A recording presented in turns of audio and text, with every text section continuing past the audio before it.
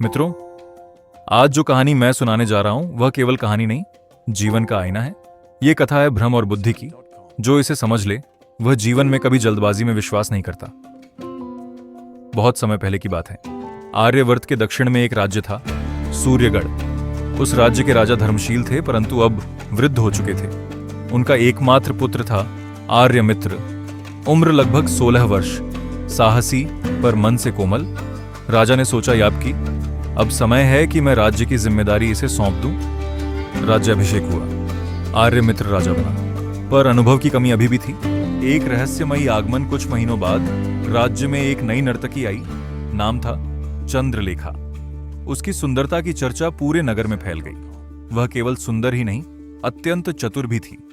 एक दिन दरबार में उसका नृत्य हुआ। राजा मंत्रमुग्ध हो गया। नृत्य के बाद उसने धीमे स्वर में कहा, महाराज, आपके आसपास जो लोग हैं वे आपके नहीं हैं। आपके सच्चे हितैषी बहुत कम हैं। राजा चौंका। तुम ऐसा क्यों कहती हो? वह बोली, क्योंकि मैंने दरबार की बातें सुनी हैं। कुछ मंत्री आपको कमजोर समझते हैं। राजा का मन डोल गया। धीरे धीरे बढ़ता संदेह, चंद्रलेखा रोज नई नई बातें बताने लगी। सेनापति आपसे ईर्ष्या करता है। पुरोहित आपके खिलाफ है। रानी आपके निर्णयों से खुश नहीं। राजा के मन में शंका का बीज बो दिया गया। धीरे धीरे राजा ने अपने पुराने वफादारों को दूर करना शुरू कर दिया। राज्य में अव्यवस्था फैलने लगी। गुरु की चाल। राज्य के राजगुरु बहुत ज्ञानी थे। उन्होंने देखा कि राजा बदल रहा है। उन्होंने एक दिन राजा से कहा, महाराज, कल आप दरबार में एक घोषणा करें कि आप बीमार हैं और 1 महीने तक किसी से नहीं मिलेंगे।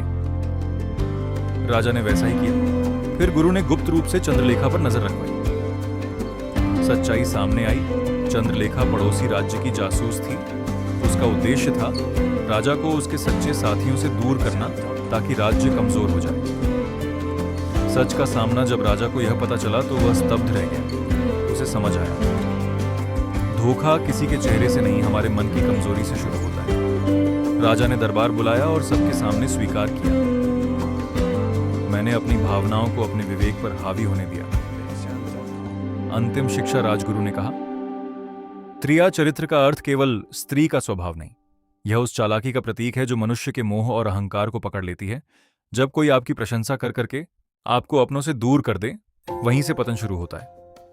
राजा ने सीखा, जो व्यक्ति आपको सबके खिलाफ भड़काए वह आपका मित्र नहीं। जो केवल आपकी तारीफ करे वह सच नहीं बोलता। निर्णय हमेशा धैर्य और जांच के बाद लेना चाहिए। सबसे बड़ा शत्रु बाहरी नहीं, अंदर का अहंकार है। राजा ने अपने पुराने मंत्रियों को वापस बुलाया। राज्य फिर से मजबूत हो गया। समापन कहा जाता है। उस दिन के बाद सूर्यगढ़ का राजा पहले से अधिक समझदार हो गया और यह शिक्षा आज भी दी जाती है। विश्वास करो पर आंखें खोलकर, प्रेम करो पर आत्मसम्मान खोकर नहीं, निर्णय लो पर भावनाओं के जाल में फंसकर नहीं।